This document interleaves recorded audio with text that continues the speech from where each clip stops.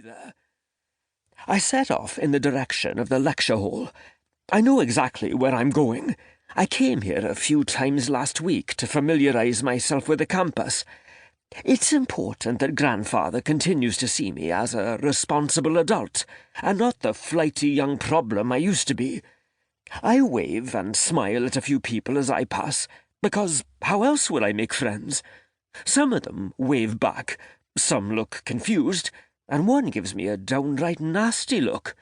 I guess everyone's not as socially adept as I am. In the auditorium, I managed to get a seat in the front row. For some reason, it's still half empty, even though the rest of the seats are filling up fast. Maybe these seats are reserved.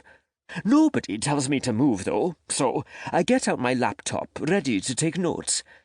Whatever reason people have for not sitting at the front works in my favour.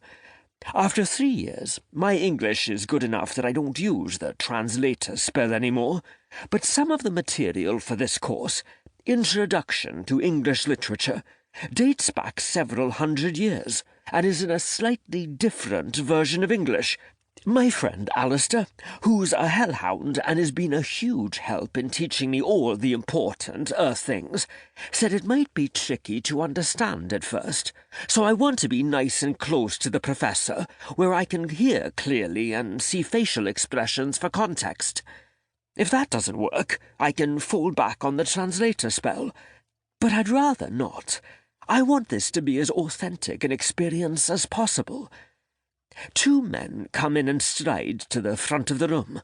One is older, although not old. I still find it hard to judge the ages of Earth species, especially humans. There's a little bit of grey flecking through his hair, but his face is mostly unlined. He's beautiful. Like, my heart starts to beat faster, he's so beautiful. I squeeze my eyes shut. Sure, he's some kind of hallucination. No living being can be that lovely. But when I open them, he's still there, and the younger man with him, the assistant? Alistair told me about them, but I don't remember what they're called, is handing out stapled papers.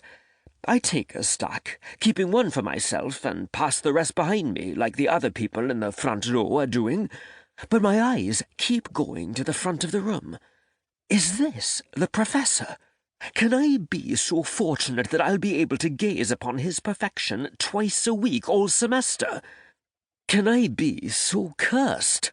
How will I be able to concentrate on the coursework and what he's actually saying if I'm entranced by his beauty? He goes to stand at the lectern and taps the microphone, and the noise level in the room begins to subside. Students slide into seats, and there's a rustle of paper from those who prefer to take notes longhand. That's not me, since I've never actually learned how to write in English. I can read it, especially when it's typed, but actually forming the letters by hand isn't something I've taken time to master. Welcome to Introduction to English Literature. I'm Professor Sarris. If you're suddenly realizing you're in the wrong place, now's your chance to leave. No hard feelings, I promise. He pauses, and I seize the chance to draw breath. His voice is just as beautiful as the rest of him, deep and sonorous, but with an edge of humour. There's a small flurry of movement behind me, presumably as someone who is supposed to be in a different class leaves. But I don't bother to look. Why would I, when there's such a visual feast right before my eyes? Okay, let's get started then. This is Marcus, my TA, who will be your point of contact for anything not directly related to the course material. You should all have a copy of the syllabus in front of you. Put it away. If you haven't already read the online version, you can review it in your own time. Make sure you do. All your assignment due dates are in there. Does anyone have any questions about the syllabus? He pauses again, and it takes me a moment to realize he's just asked a question.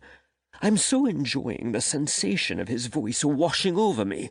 He has a wonderful energy. Fortunately, I have no questions about the syllabus. The online version was very clear, because I don't think I could string a coherent sentence together right now.